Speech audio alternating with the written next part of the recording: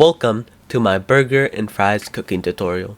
Gaze upon my cooking talent in despair, knowing that you will never achieve the same level of culinary masterpiece that will be displayed in this video.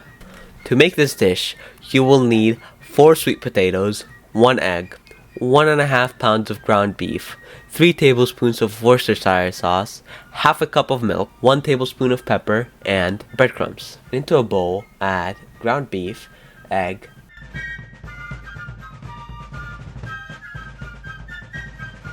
milk, breadcrumbs, salt, garlic powder, Worcestershire sauce, and pepper.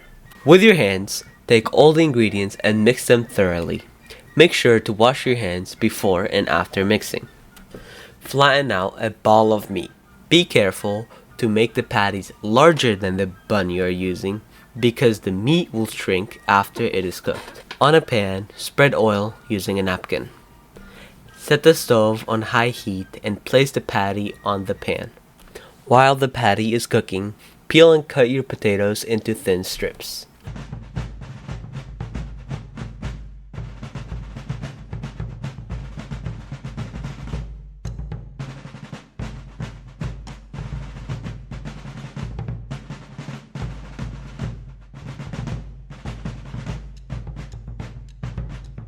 Once the patty develops a nice crust, set the heat on low.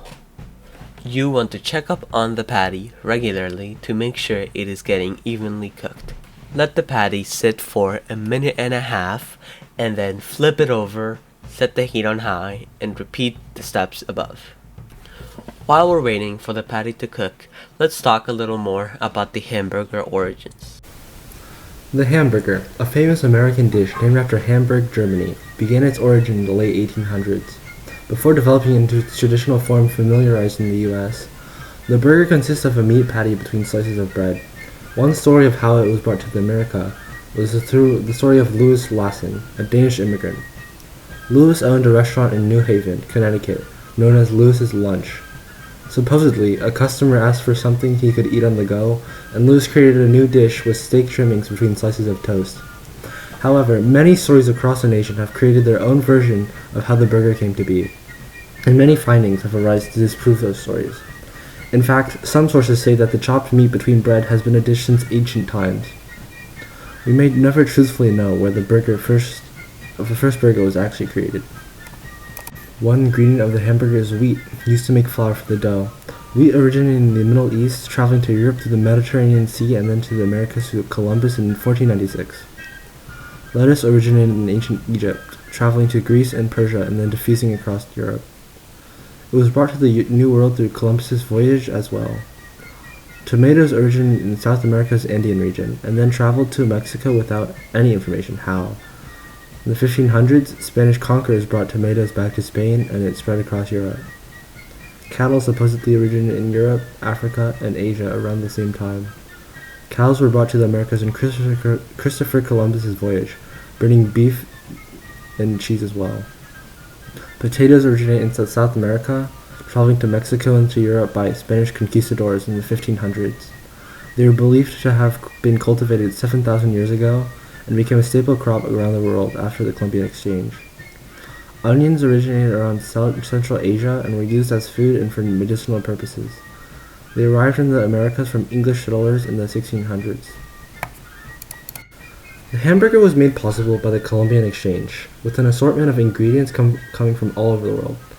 American burgers are commonly served with a side of fries and with many fast food chains and restaurants listing it on their menu. They are also grilled at home with family and friends, enjoyed during patriotic celebrations. With many Americans consuming burgers on a regular basis, it is known as an icon of American culture for its immense popularity. Hamburgers alone have given rise to many fast food chains and have practically instantiated American culture as how it is today. For the fries, take the potato slices and place them in a fryer. Wait until the fries develop a golden brown color. On a plate, place your fries and salt them. Finally, you want to take your patty and assemble it into a hamburger. Now you're done with your wonderful culinary masterpiece. I'm sure your burger won't taste as good as mine, but you may still enjoy the meaty, salty taste and tenderness of the most beautiful burger you will ever eat.